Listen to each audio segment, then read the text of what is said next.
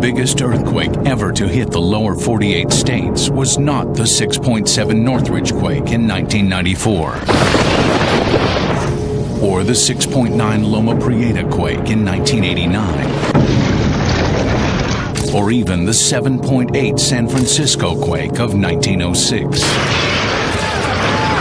But the series of 3 quakes which struck near St. Louis in 1811 and 1812.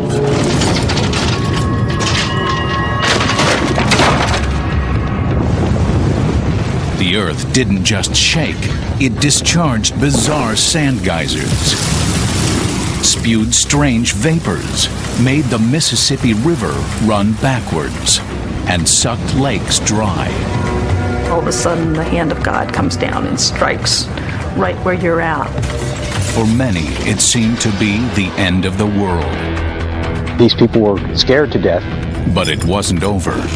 Thousands of aftershocks rattled the continent for 5 more months. They rang church bells in Boston. They rattled China in New York. They were felt in Detroit. They were felt in Washington, D.C. What if that same earthquake were to strike the Midwest today? The lives of at least 11 million Americans would be in peril. The problem today is that what was an unpopulated part of America is now very populated. It's happened before. It will happen again.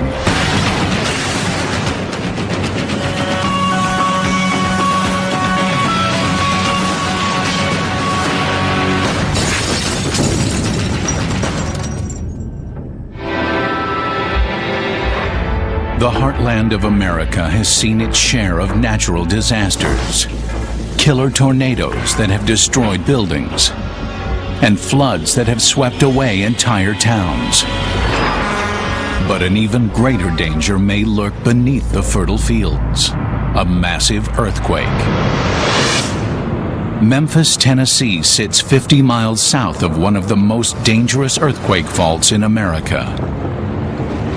Experts believe that when it ruptures, violent seismic motions will destroy bridges and highways throughout the Midwest. A major quake in the New Madrid zone would create unimaginable havoc in Memphis, Tennessee, which is the closest city to the New Madrid fault and built largely of brick. The shock will spread out at 7,000 miles per hour. The quake will critically damage an 8-state region, extending all the way to the East Coast.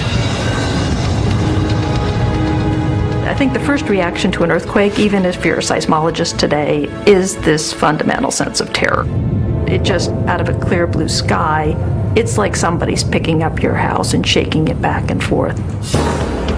The earthquake will be accompanied by a series of frightening otherworldly events. 100-foot geysers of sand will erupt. Clouds of sulfur will choke the atmosphere. And the raging Mississippi River will be temporarily dammed and flow backwards. Major shaking will bring down structures in an area extending over 1 million square miles. It's just unfathomable that you would have buildings over 350 miles away that would be damaged by an earthquake. This may seem like science fiction, but it's happened before. One of America's worst earthquakes occurred 200 years ago in the heart of the country. The mother of all earthquakes in the United States was in 1811 and 1812 in an obscure place in southern Missouri, where Missouri, Kentucky, Arkansas, and Illinois all meet, called New Madrid. December 1811. The weather was warmer than usual in New Madrid, Missouri. There were about 500 or 600 people living in New Madrid. It was a thriving river city. It was located on the largest S-curve in that section of the river. A little after 2 in the morning on December 16th, the earth sort of came unglued with the first of the earthquakes. There was a great roar that's compared in the accounts to thunder or heavy artillery, and the ground started shaking, and people were thrown from their beds, furniture was overturned, and in the middle of the night in 1811, you would have no idea what this was. Intense seismic waves radiated in all directions for hundreds of miles. The thing about New Madrid is that it's in the middle of a vast alluvial plain, and the seismic shocks from it spread unrestricted across certainly eastern America. The quake was felt as far away as New York, Boston, Montreal, and Charleston, South Carolina, where it rang the bells of St. Philip's Episcopal Church. People went running into the street in their night clothes, and birds of all kinds were screeching and flying about. Cattle were stampeding. With the earth convulsing, it was impossible to stand. They threw themselves on the ground and started praying in fear. And one couple grabbed all their children, ran into the street. The mother suddenly realizes that they've left the infant behind. And she says to her husband, "Go get the baby." He starts back to the house, and the ground is shaking so badly he's thrown to the ground a dozen times before he can finally get to the house, crawl inside, reach the baby, get back out. George Christ, living 100 miles north of New Madrid, wrote this account. There was a great quaking of the earth this morning. Tables and chairs turned over and knocked around. All of us knocked out of bed. The roar I thought would leave us deaf. All you could hear was screams from people and animals. I don't know how we lived through it. There were no seismographs in 1811 to record the shock. But based on eyewitness accounts and destruction reports, seismologists believe the quake measured 8.0 on the Richter scale. 10 times stronger than the 1906 earthquake in San Francisco. And the horror wasn't over. Frightened residents next confronted inexplicable large clouds of strange gas seeping from the earth. There was a sulfurous smell which came up out of the bowels of the earth. Escaping into the darkness, many people reported seeing bizarre flashing lights. The lights are not unique. There are other earthquakes where people have said that they've seen them. The explanation is that it has something to do with the squeezing of the rocks. They emit electrical signals. It's called a piezoelectric effect. After a night of terror, the sun came up. But dawn brought no relief from the tremors. There were rumblings and shakes all through the night. And then at 7 a.m. there was another shock, at least as hard as the first and maybe worse. And it kept going all through the day. Many homes and barns that endured the 2 a.m. shaker now clattered to the ground from this massive aftershock. With daylight, people could see the earthquake destruction.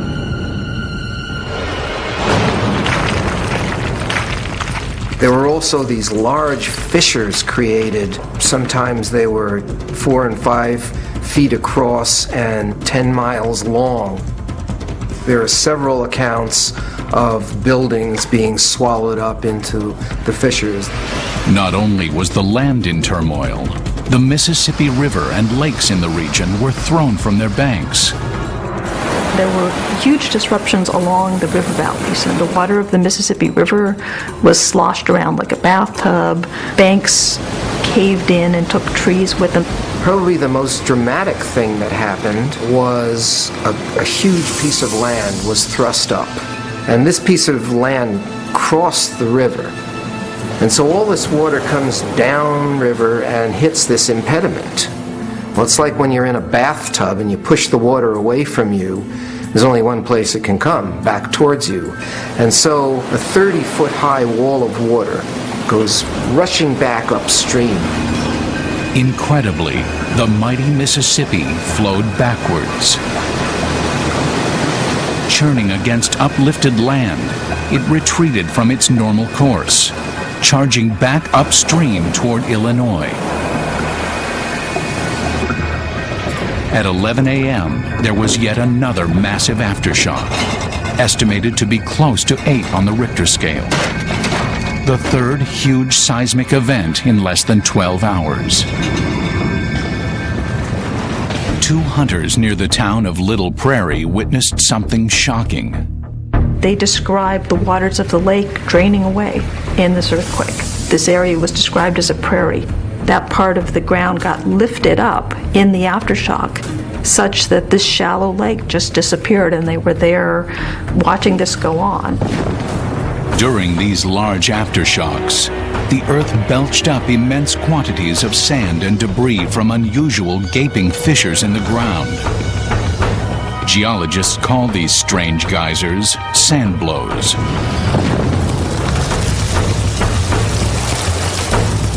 So we're talking about a lot of sand being blown up through the face of the earth, sometimes 100 feet high, and of course it's bringing up whatever is down there. These sand volcanoes are the result of soil liquefaction. As the shaking, saturated earth compacts, pressure builds up until a vent or fissure is forced open. This brings the watery sand mixture blasting to the surface. These things can be 15, 20 feet deep. You can still see evidence of these sand blows throughout the Boot Heel region of Missouri and down into the northeastern Arkansas. Massive flooding along the river forced people to flee to higher ground. The town of Little Prairie, which was actually hit harder than New Madrid in the first day of earthquakes, was flooded, and the town evacuated. These people were scared to death. They had just witnessed a calamitous event, and they were moving across a landscape that they knew very well, but it had been so dramatically affected by the fissures, they would have been like a war zone. Amazingly, the largest shock was yet to come. Their hell had only begun.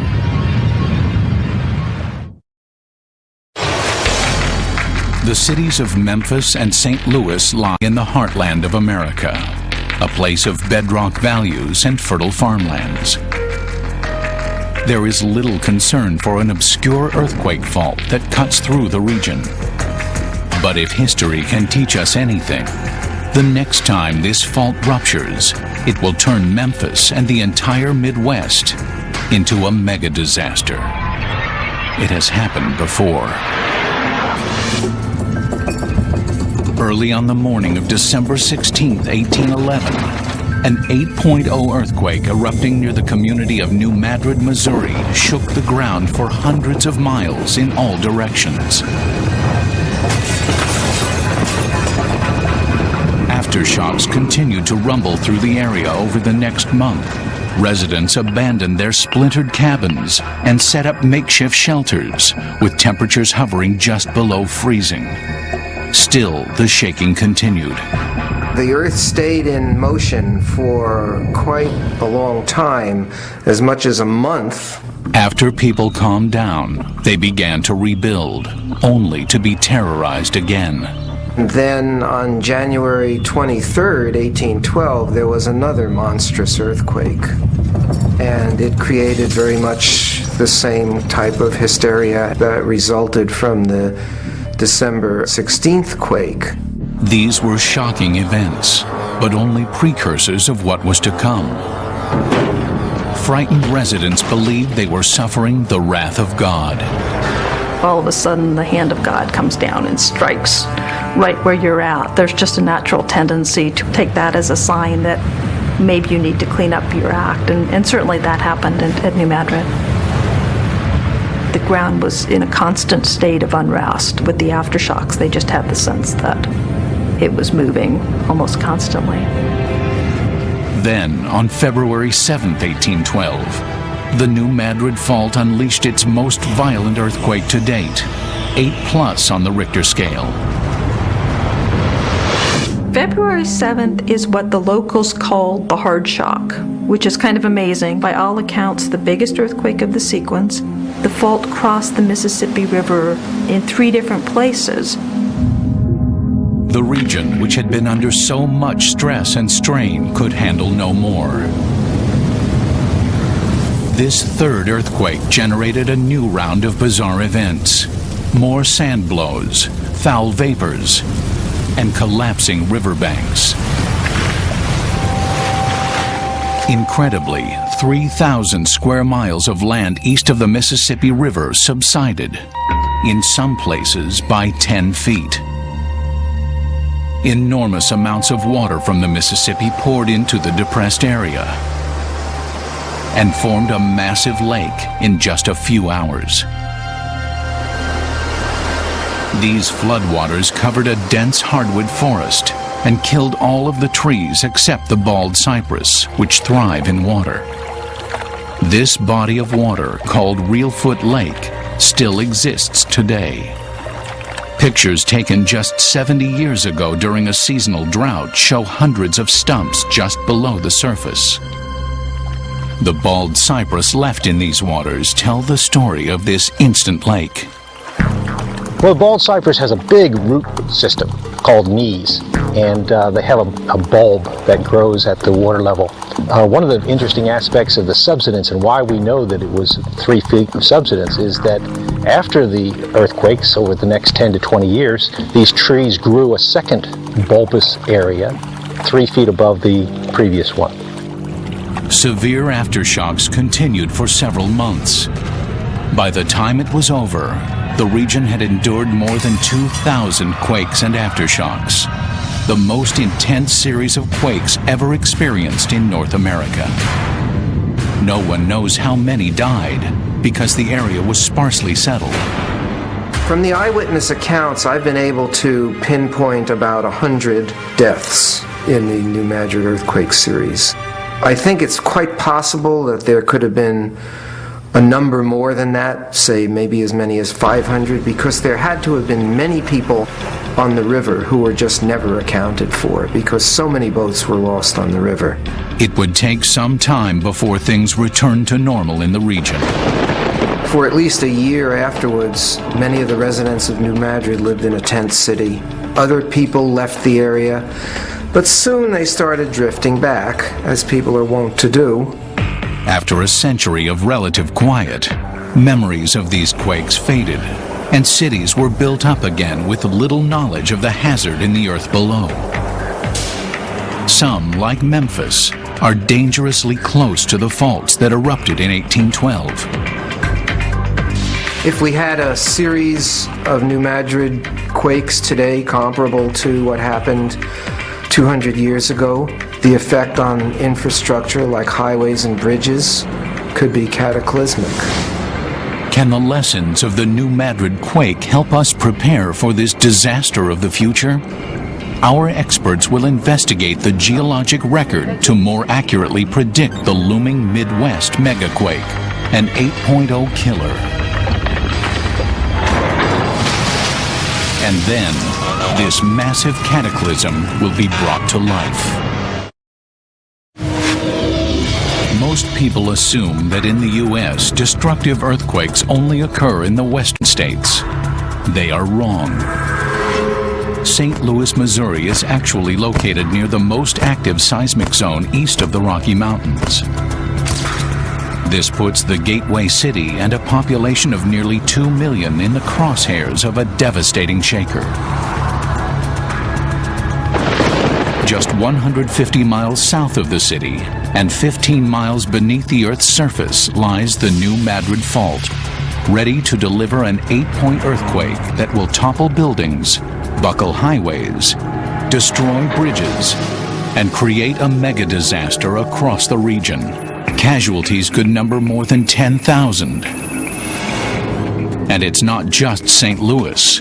Memphis, Tennessee will be affected by this same fault. The U.S. Geological Survey has recently conducted very comprehensive surveys of both of these. They're both very dangerous places, and the administrations in both of those cities don't want to know. Nearly 200 years ago, people in this region had first-hand experience with not just one, but a series of monster quakes. The United States Geological Survey has plotted worldwide earthquakes from the last 50 years. A great majority of them fall into a predictable pattern. Most earthquakes in the world occur along plate boundaries, where two tectonic plates are moving past one another, and as they try to move, the rocks resist until they break and you have earthquakes. But there is an active earthquake area located in southeastern Missouri on the banks of the Mississippi, the New Madrid seismic zone. 4,000 earthquakes registered here over the last 20 years, and no one knows exactly why. The theory of plate tectonics provides an excellent explanation as to why we have earthquakes over most of the world. But it doesn't explain why we have earthquakes right in the middle of a plate. It violates what the theory would suggest. Though not part of a plate boundary, there is some evidence that there may be an ancient fault line under New Madrid, now buried beneath 3,000 feet of Mississippi sediment. This entire part of the United States is under compression from essentially the Mid-Atlantic Ridge, and the pressure of that pushing all the way through this area. We know for a fact that underneath this area lies an ancient rift, a major fault system that is 600 million years old. These faults have been activated various times through history and have recently turned on. Scientists are in a desperate race to discover when the New Madrid Fault will erupt with a new series of earthquakes. The problem today is that what was hitherto an unpopulated part of America is now very populated. And there are two cities that are most at risk. One is Memphis to the south, and one is St. Louis to the north. And between these cities today lies a complex network of roads, bridges, and communication links. The geologic clock is ticking for New Madrid. Crisscrossing faults could erupt in a massive quake that would make the 1811 and 12 shakers seem like a dress rehearsal. Yet questions still loom over the Midwest. When will another earthquake erupt? And will the residents be ready? With three-dimensional geologic mapping technology, Roy Van Arsdale has modeled this subterranean world, hoping to find some answers. Well, we're compiling all kinds of information that we can get in terms of deep information. This first screen is a digital elevation model, which is basically a rendition of the topography of the region. We have the Mississippi River floodplain in view there. And in fact, there's a little gold star that shows where we're sitting right now in Memphis, Tennessee. Using sound waves, scientists determine the composition of the rocks and subsoil. A geological snapshot of the terrain under the Mississippi sediments. This second layer is 5 miles below the surface. We're looking at what's called the Precambrian surface in these multicolored depiction. And what you can also see is that the Precambrian geology is broken by faults. That's what these plains are that displace that surface. And there are earthquakes occurring along these two particular faults. These faults are oriented in such a way that it looks like they are trending towards Memphis and Shelby County, the star in the model. So we expect that they probably do pass beneath where we are right now. Next, they plot onto the geography the locations of earthquakes in the region since 1995. There have been earthquakes occurring over a long period of time, but these are the earthquakes that are well located. With the earthquakes in this pseudo 3D projection, they look like a shotgun blast until you rotate the model. You can see that the earthquakes align themselves along a plane. What you're looking at now is the real foot fault, and the earthquakes are popping off along that fault plane. There it is, the killer fault people want to ignore. Pretty small, just 149 miles long compared to the San Andreas Fault that stretches more than 700 miles. But it packs a devastating punch because seismic waves travel easily through Midwest bedrock. Seismic intensity maps of the 1811 event show destructive shaking in each of these quakes, stretching for more than 350 miles from the epicenters on the New Madrid fault line. Clearly, the New Madrid earthquakes were big events, and they were felt all the way to the Atlantic seaboard, and they really rocked the whole mid-continent. That makes them big, potentially damaging events and the kind of quakes that we really worry about. The geologic record is sending a desperate but often ignored message to millions of people living in the New Madrid seismic zone. If conditions stay the same as they've been for the past 1,000 years, another series of earthquakes comparable to the 1811 and 1812 series is inevitable. It's just a matter of time until a series of great quakes, bigger than the 1906 San Francisco disaster, will destroy a number of cities, with damages that will exceed $200 billion. And a death toll that will overshadow all other American tragedies. Well, regrettably, what happened with Katrina shows that America is not prepared for a disaster anywhere. The Midwest is in danger of being destroyed by a major earthquake. It may be hard to believe that this peaceful region is in jeopardy, but the numbers tell a different story. We have about 11 million people at risk in the central U.S. Memphis and St. Louis are our two major urban centers. Each of them respectively have about 1.5 million, 2 million people. The bulk of the 11 million is about 7 million, which fall in the rural areas throughout the central U.S., which, as you see, a lot of them are right in these areas which are most vulnerable to shaking. With 6 major rivers crossing the New Madrid seismic zone, damage to bridges and highways will paralyze transportation corridors, leaving thousands of people stranded and supplies going nowhere. The cities of St. Louis and Memphis are densely populated targets of a future 8.0 earthquake along the New Madrid fault. The only question now is when. Scientists are investigating the past in the hope of giving people some warning before the imminent megadisaster. Scattered across the New Madrid zone, there are scars of past seismic eruptions. Sand blows that formed during the 1811-1812 quakes still dot the landscape and make it difficult to grow a solid field of cotton. The sand blows are very common, especially in the heart of the New Madrid seismic zone, close to the New Madrid faults. Paleoseismologist Marticia Tuttle digs into sand blows, searching for clues as to the frequency of the past quakes. I started working in the New Madrid seismic zone in 1992, and at the time the conventional wisdom was that no prior New Madrid events had occurred for 10,000 years. Today, Professor Tuttle joins archaeologist Marion Haynes to excavate a trench in the middle of a cotton field. Digging into the soil, they uncover a very large sand blow. The sand blow starts here. It's thin. It's getting thicker. The buried soil is about 4 feet deep. Here's another beautiful vent area. The sand blow's thinning, and it ends about there. This sand blow is more than 63 feet wide on the surface. The exact magnitude of the 1811-1812 events is debatable, but the effects that it had in the New Madrid seismic zone are irrefutable. And come to the field and see the ground failure that occurred, the sand blows that formed, and you'll see that these were no small events. This would be the plow zone, and that's an agricultural horizon resulting from plowing of the fields.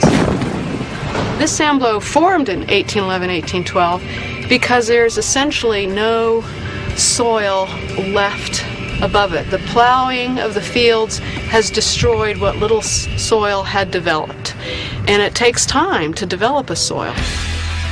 Professor Tuttle suspects there may be deeper prehistoric sand blows that may hold evidence of earlier quakes. To locate older sites, she brings in a ground-penetrating radar specialist. After roping off a grid, Jamie drags the radar antenna over the ground. The radar measures soil resistance and produces this image of the subterranean world. Professor Tuttle suspects these white areas are sand blows. Excavating at this site, she finds a very unusual pattern in this sand blow. Soil with Native American artifacts, a layer known as an occupation horizon. In this occupation horizon, there are lots of ceramic artifacts. Where we have an occupation horizon above a sand blow and a sand dike, we know that the feature is prehistoric in age. By doing artifact analysis, we'll be able to constrain the age of the earthquake. Carbon dating charcoal remnants in the soil indicates that Native Americans occupied this land in about 1400 AD. The amount of soil above the sand blow provides another clue. It takes hundreds of years for this layer to accumulate. This sand blow must have erupted centuries before the 1812 earthquake. Professor Tuttle has made a major discovery. This is indeed earthquake country.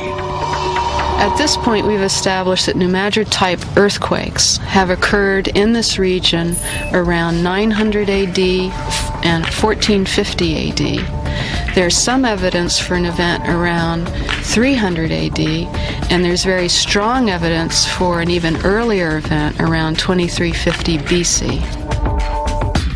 Based on Professor Tuttle's work, we now know the New Madrid Fault unleashes a major earthquake every 300 to 500 years. It has been nearly 200 years since the great quakes of 1811 and 1812. Time is running out to prepare for the next disaster. With both Memphis and St. Louis clearly targets of another mega disaster, scientists and engineers scrambled to be ready for the coming earthquake. The Missouri Department of Transportation is retrofitting some of the bridges and highways in the area. This is a vital link, obviously, commerce-wise and everything else, as far as crossing from Illinois into St. Louis. This double-stacked freeway leading to a Mississippi crossing could pancake in the event of a large quake. During the earthquake in San Francisco in the late 80s, that upper deck collapsed on top of the lower deck. We're trying to prevent that catastrophic loss of life. So that's the main reason why we're strengthening this bridge here.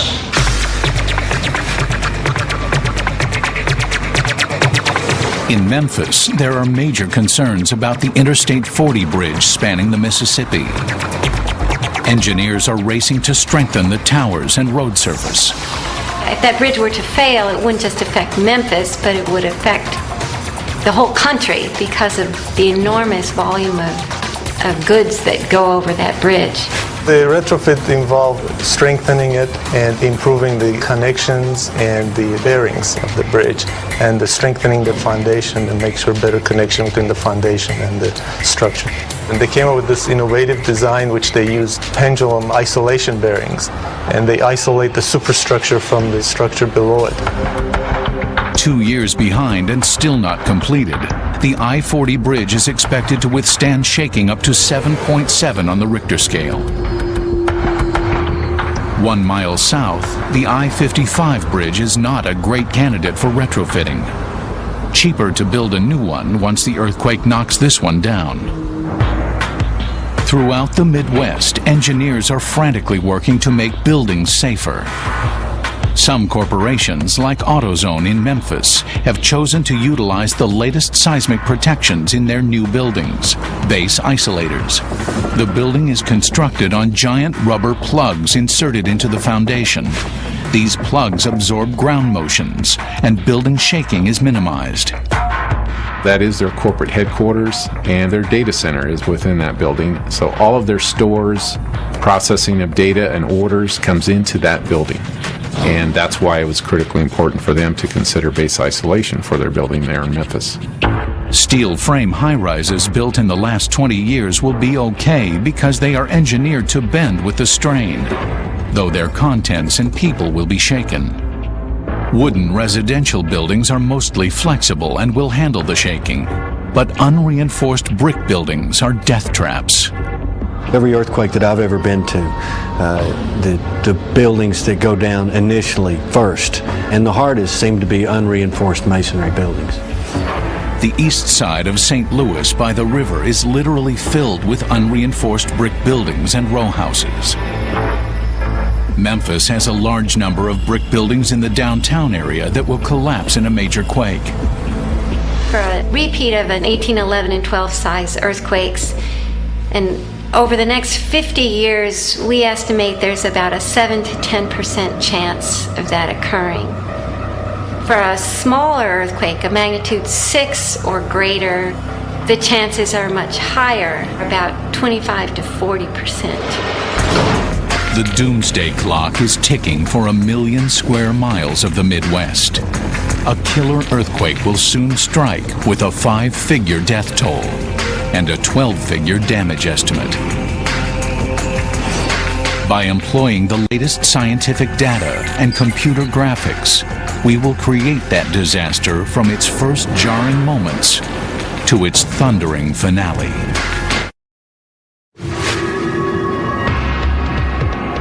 The clock is ticking for people in the New Madrid seismic zone.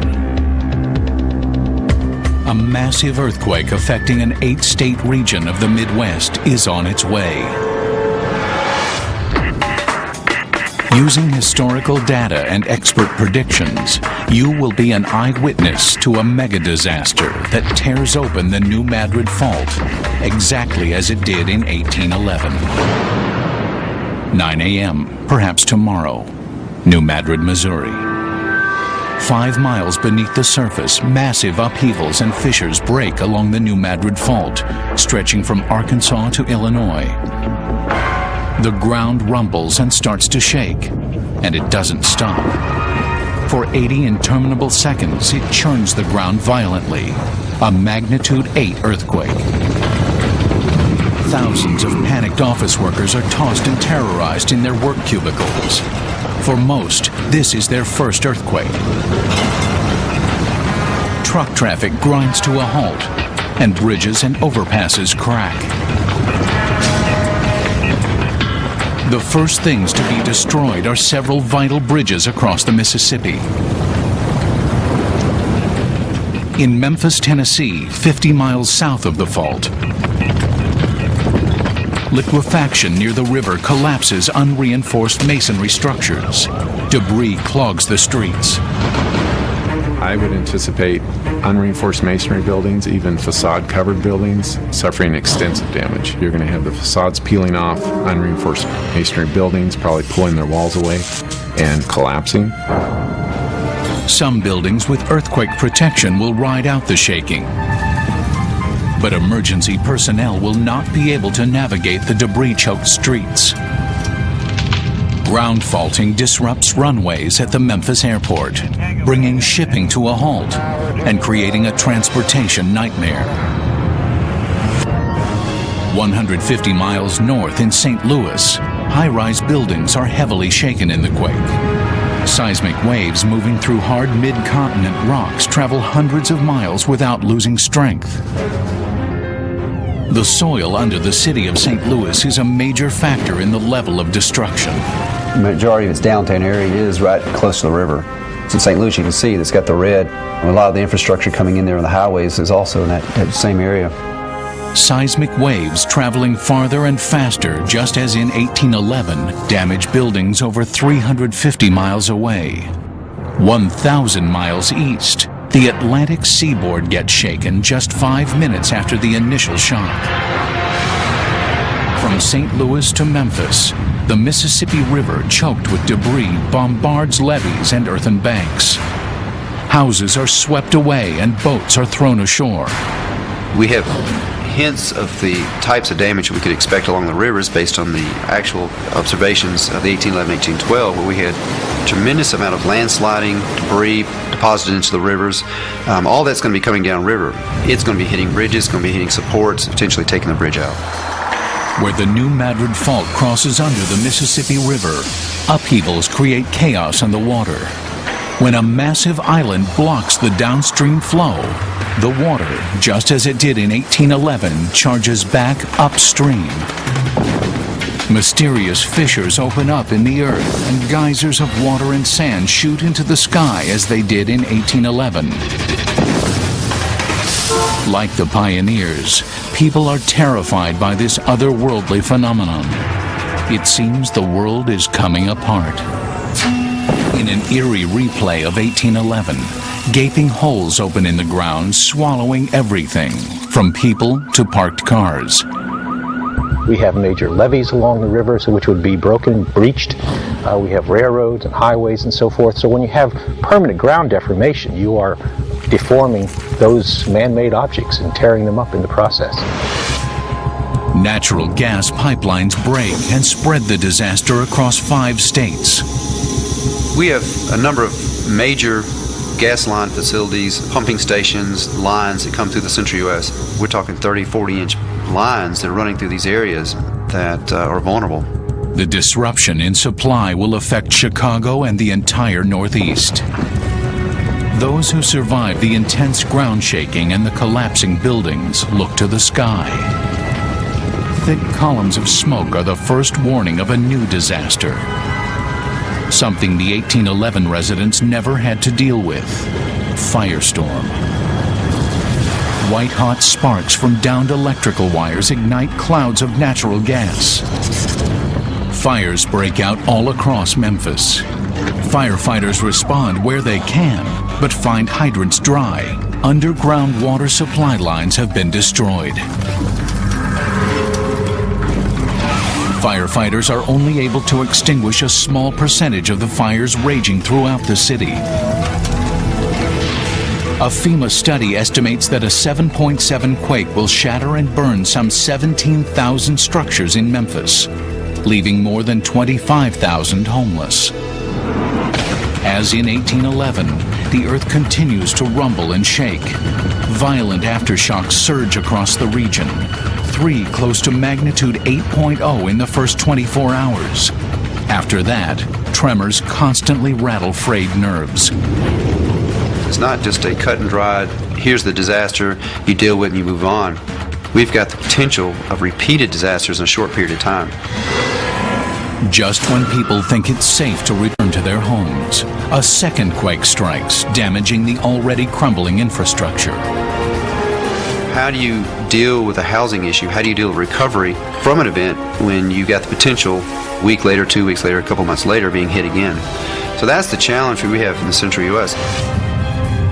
A third and final big quake, an 8.0 like February of 1812, causes major ground failure and upheaval. Throughout the region, rivers are blocked or turned out of their banks. They create new lakes or inundate small cities.